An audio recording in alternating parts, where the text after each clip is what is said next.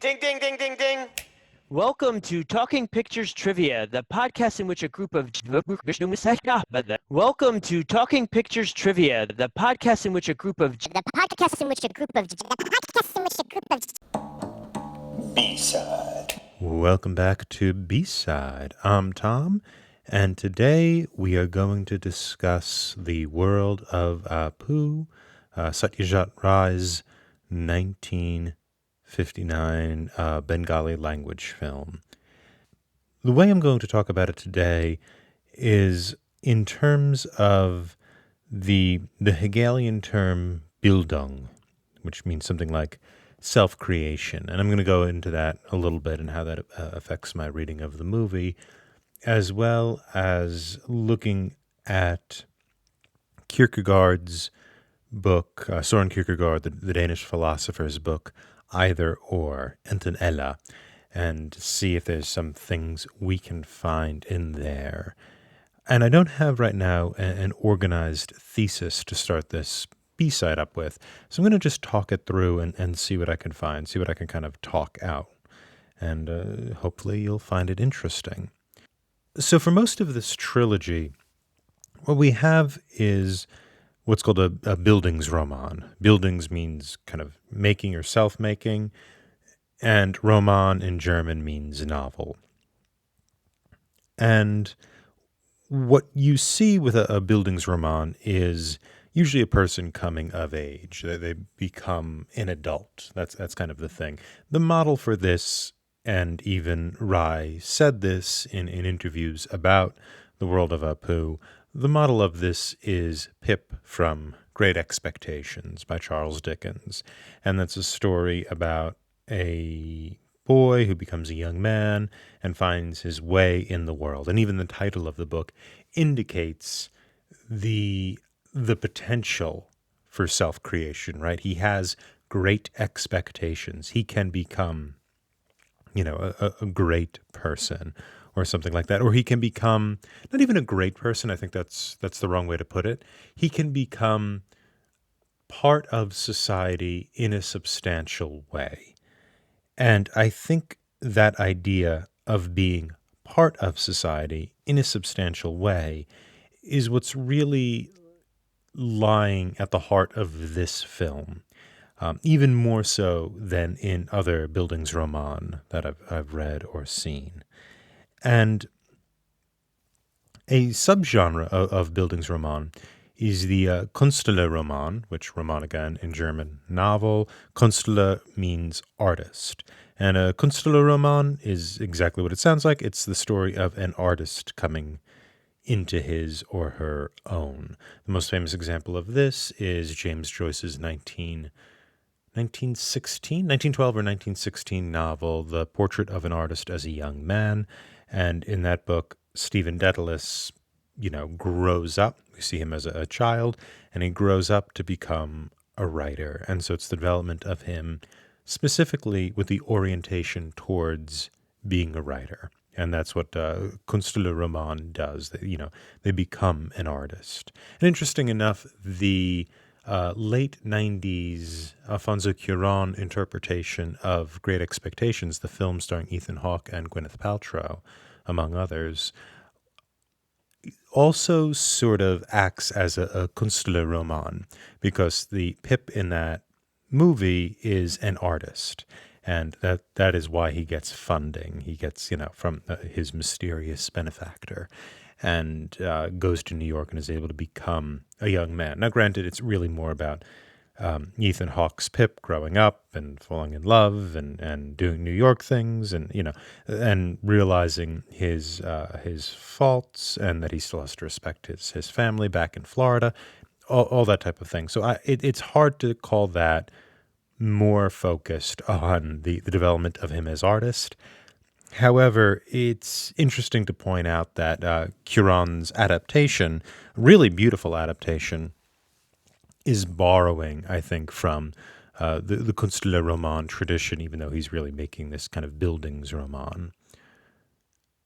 And so that brings us to Apu, our hero, and Apu has a wife,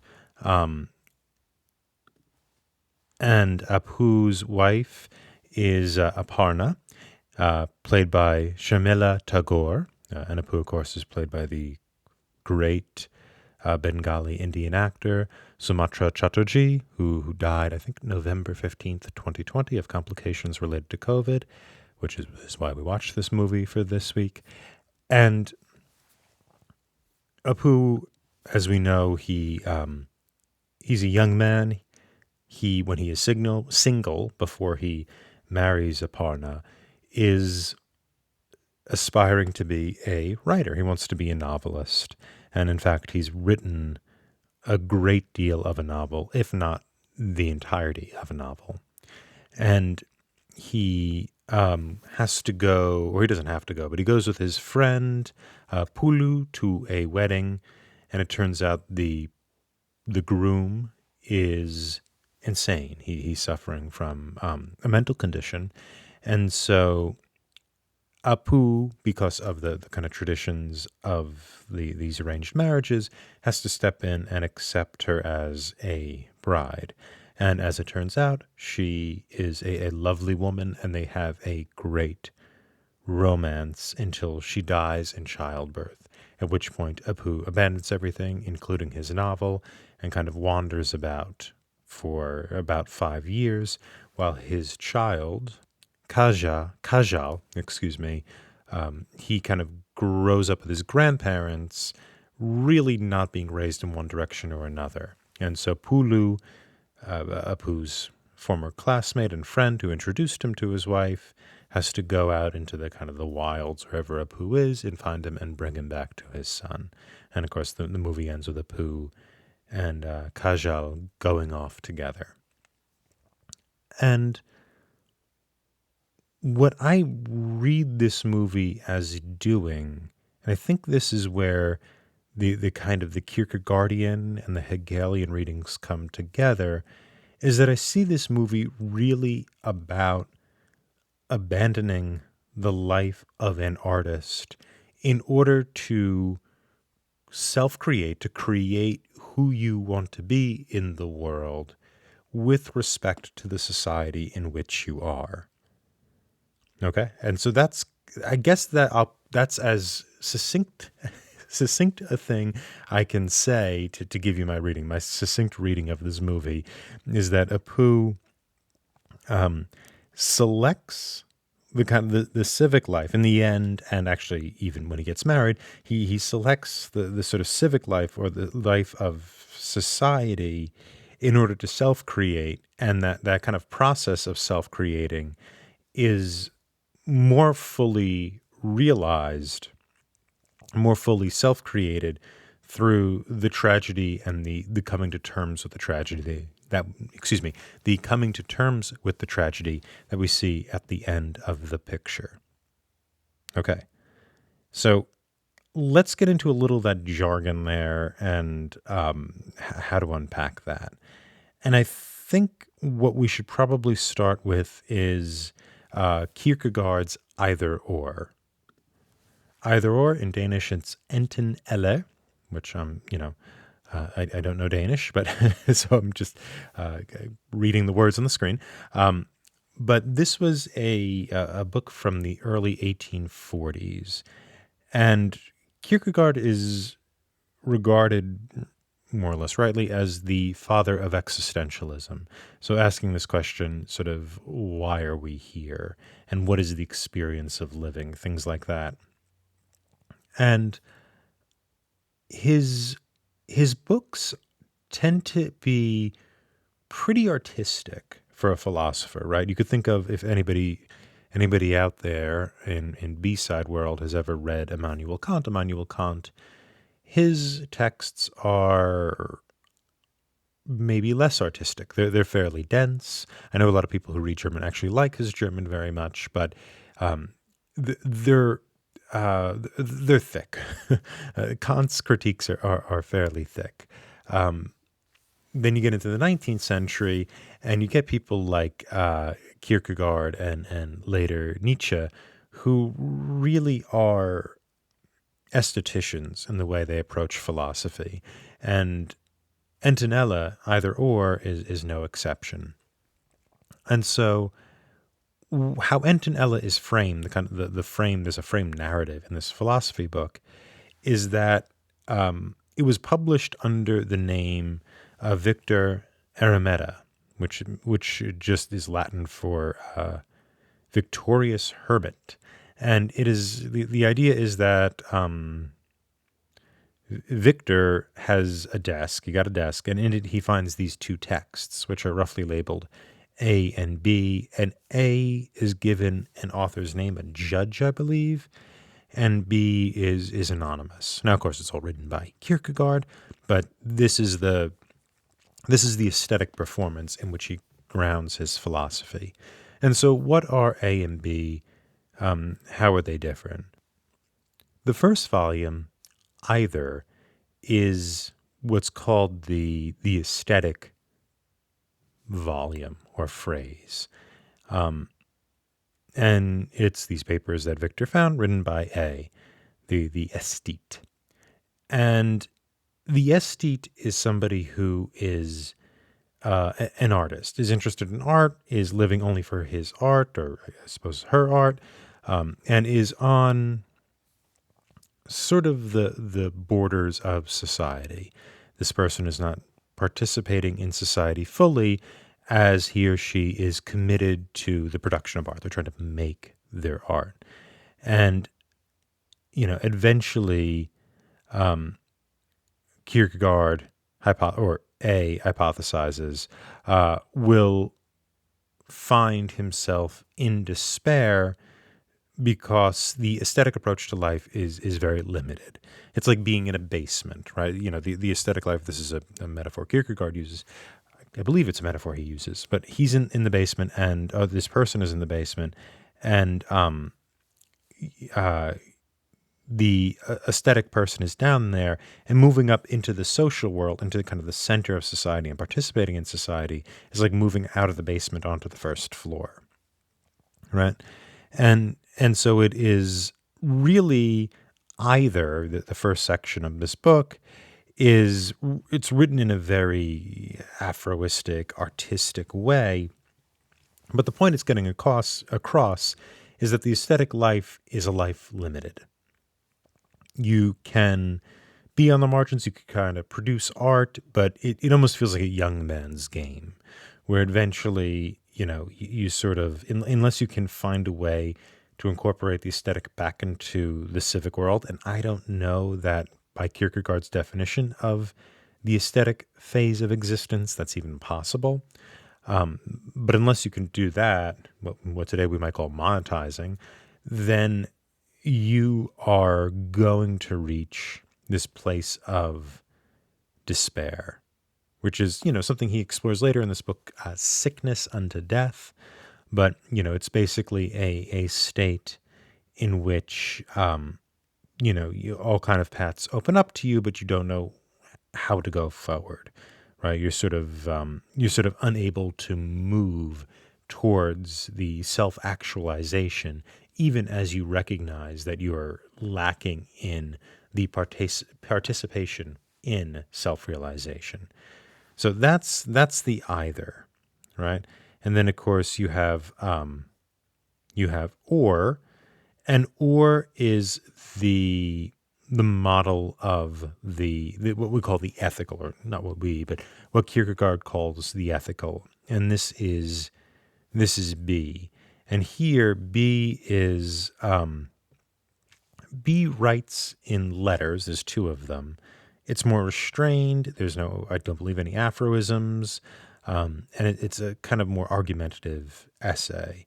And it is the argument being that the ethical life is you, no longer an artist, on the first floor of the house now, engaging in the civil world. And your values, your behavior, they're kind of judged in the social circle. You become aware of the world. You can become involved in the world. And what he would say is that this ethical realm, or the ethic realm, it begins with an effort to choose one's life, to basically to make a choice. While despair, you recognize the possibilities available to you. However, you cannot step forward, right? You can't move towards those possibilities. The ethical realm begins with a movement towards those possibilities, towards participation in the civic realm of existence, right? And so not only are you involving yourself with other people, you are electing how to involve yourself with other people. Now, this isn't to say that the civic realm is some, great shakes all around, right? You can go too far into the civic realm and lose track of who you are. You easily go too far in the aesthetic realm and lose track of who you are. And, you know, the problems of going too far, using this kind of walking metaphor, in both realms can be solved by kind of the religious life. And this is something he gets into his book, Fear and Trembling, which we're not going to go to now, but it's sort of, if we're using this house metaphor, it's sort of moving from the first floor, the civic life, to the second floor, the sort of religious life, or the faith-based life. And that is the kind of sphere of existence in which ultimately Kierkegaard turns to in order to publish, right? Not the spiritual realm isn't publishing his books, but rather what I mean is that that's what he's writing about through most of his career. And that's sort of built up with Either or, The Sickness Unto Death, and with Fear and Trembling. So that's kind of the setup here for how I'm looking at the world of Apu. And I think that makes a lot of sense for the plot of the movie. He starts out as an artist, and not only is he an artist, he's a fairly ignorant artist. He is talented, as we learn. The first scene of the movie is Apu receiving a letter saying that one of his short fiction pieces has been published. Pulu reads his novel, or either all of his novel or a significant portion of his novel, and compliments him on it. He thinks it's a brilliant novel. And Apu is perfectly happy being poor, living by the train tracks. He suggests to Pulu that he's not going to get a job, and he's just going to work all the time, work on his novel, that is, all the time, and work on his writing. He wants to actively forego honest work in order to write. We see him in the beginning moving from employment opportunity to employment opportunity and not really seeing anything that matches him, and deciding, employment isn't for me. Which, as a currently at the time of this recording, I am a single man. I am in graduate school, so I'm at home teaching a class online and writing a dissertation. And so I often feel like I am not a working man and just enjoying the aesthetic life. And so I could see Apu's point about the appeal of this and being able to work on your writing every day, which is great for me because I make enough money doing that. I also see Kierkegaard's point about this is a life that feels a little disconnected from the town or the community in which I'm actually physically living. So that's just a little bit of a personal connection to Apu. And also, I was an actor in New York City for 7 years. And, if you want to talk about the margins of civilized life, there you go. But that is, anyway, getting back to Apu and off me, that is Apu's orientation filtered through Kierkegaard, right? He has clearly selected the aesthetic life. And, so he writes and writes well. We see him constantly kind of playing the flute. Before the wedding, when things are getting prepared, he goes up to a hill to take a nap.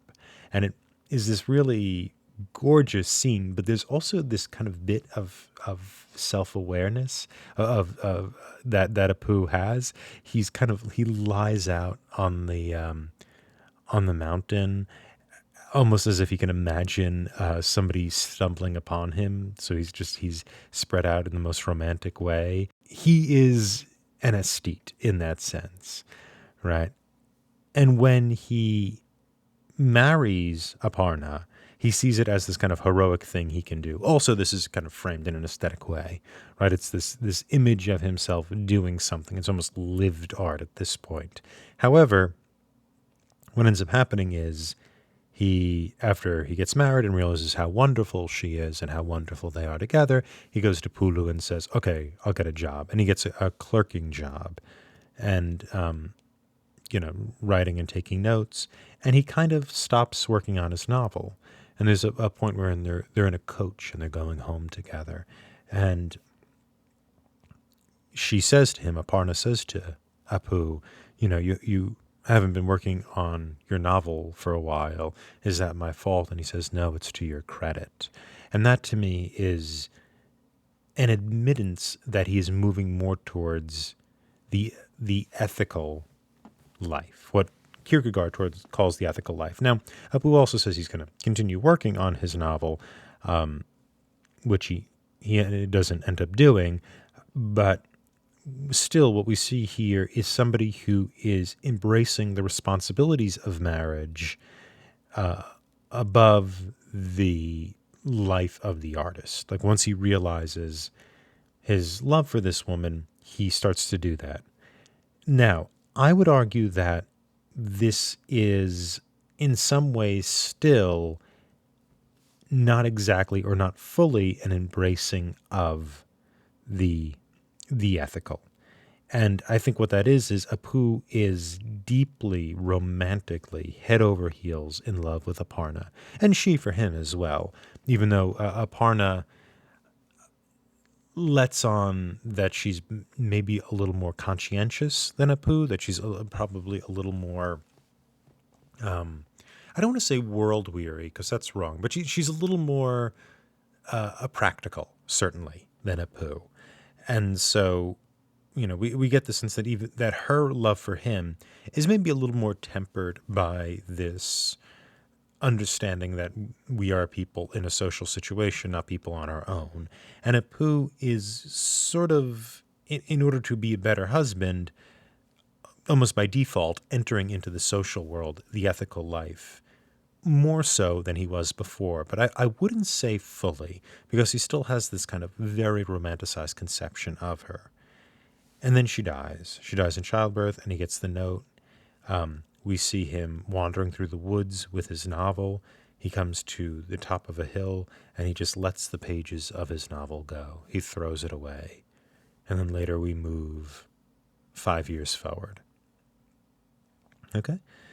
And we see he's kind of torn apart. His son, who's 5 at this point, Kajal, is being raised by Aparna's parents, at least her father, and he's kind of running wild. He's very misbehaved. He's sort of ignored, and Apu wants nothing to do with him because Apu thinks that if he sees the child, all he'll think of is Aparna, and he can't help blaming the child for her death. And what ends up happening is Pulu finds Apu, kind of summons him back to the house. Apu goes back. He tries to befriend Kajal. It isn't really working. And then when Apu goes to leave, Kajal comes out and says, will you take me to my father? And Apu says, yes. And Kajal asks, well, who are you? And Apu says, I'm a friend. And then once he says that, Kajal can go with him to quote unquote find his father. Now, of course, Apu is his father, but that's how the movie ends. So that's how the movie ends. So what I would argue here and how this fits in is I think that this is really the point where Apu is moving out of despair into the civic life, right? And his marriage allows him to do that to some degree, but it never really hits despair. He sort of seamlessly moves from the artist's world and the single life into the married life. However, once she dies, he does hit this kind of despair, and he can recognize he's in despair, but he refuses to accept help. So he can recognize he is in a state of stasis, unable to go forward. However, see that there's, that the life he had is no longer there and that he has to go forward somewhere. However, this thing that Kierkegaard calls in his book Sickness Unto Death, the despair of defiance, is when one recognizes one is in despair but refuses to accept help. So hardening the heart against the possibility of help. And this is from Sickness Unto Death. This is from Kierkegaard. Quote, "He takes occasion to be offended at the whole of existence, for to hope in the possibility of help, not to speak of help, by virtue of the absurd, that for God all things are possible. No, that he will not do. And as for seeking help from any other, no, that he will not do for all the world. Rather than seek help, he would prefer to be himself, with all the tortures of hell, if so it must be." End quote. And the final victory is the victory out of despair, what we might call Apu's final Bildung, a moment out of despair, ironically by rejecting who he is. He's rejecting the claim of fatherhood in order to accept the claim of friend.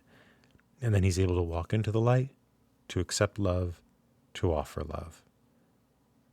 So this comes to this concept of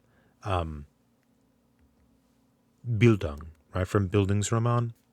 So Bildung in German means both education and formation. And it usually kind of means something like self-cultivation. The Germans have this wonderful philosophical language, and they can glue words together to create these kind of multi-significant meanings. And, when philosophy and education are linked, so when you're thinking philosophically, then it becomes, you become mature, right? So you become mature to the world. And the literary tradition of the Bildungsroman is about that process, right? It's about the linking of brain and heart.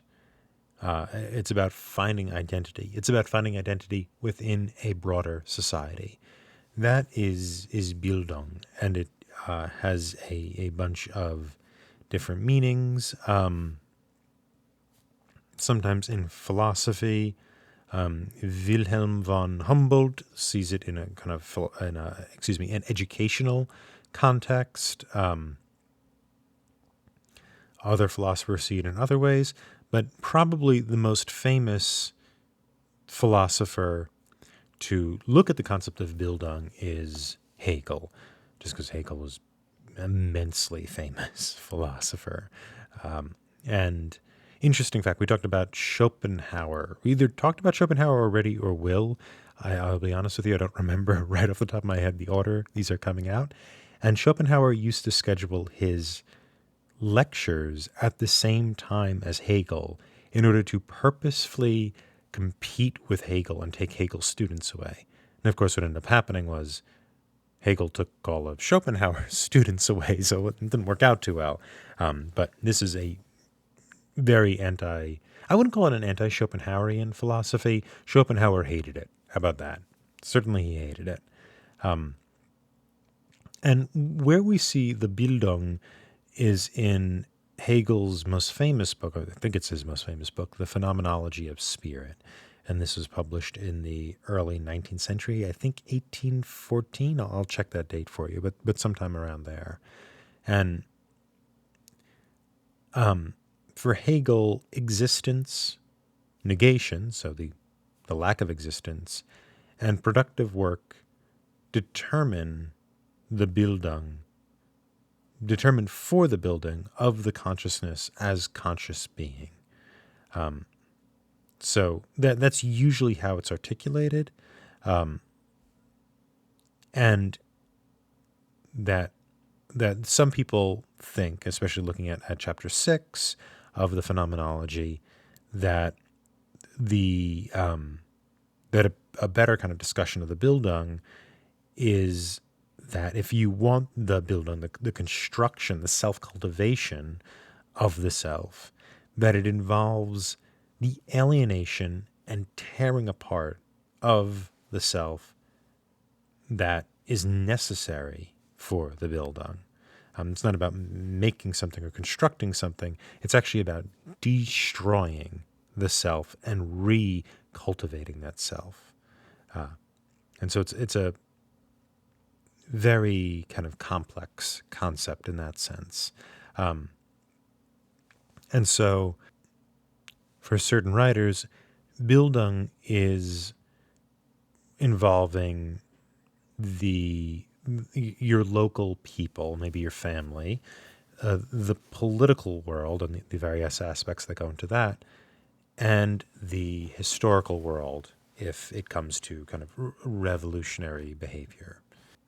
Bildung is the tearing apart of the self and the restructuring of the self in relation to those different things, to those different collectives, to those different political units and the concerns they have, even to history itself. And so it's not just about the individual consciousness making the self, so the individual consciousness working with the material of the self to form the self. It is about that self formation with an orientation towards those different kind of circles or communities. Health, so if the individual stays healthy, that becomes a virtue that's important. And it allows us to kind of fulfill our calling. And the calling, whatever our calling is something that's universal and necessary for these various communities. And by engaging in the necessary deconstruction of the self, kind of ripping apart of the self and the restructuring of the self, you are then fulfilling the duty to the self in relation to others, and therefore you're able to accept your duties for other people. So Hegel would say this requires education. It presupposes culture, and this is very important because you are reforming the self within a culture in order to be good for different communities that are structured by their cultures. And so that makes a tremendous amount of sense.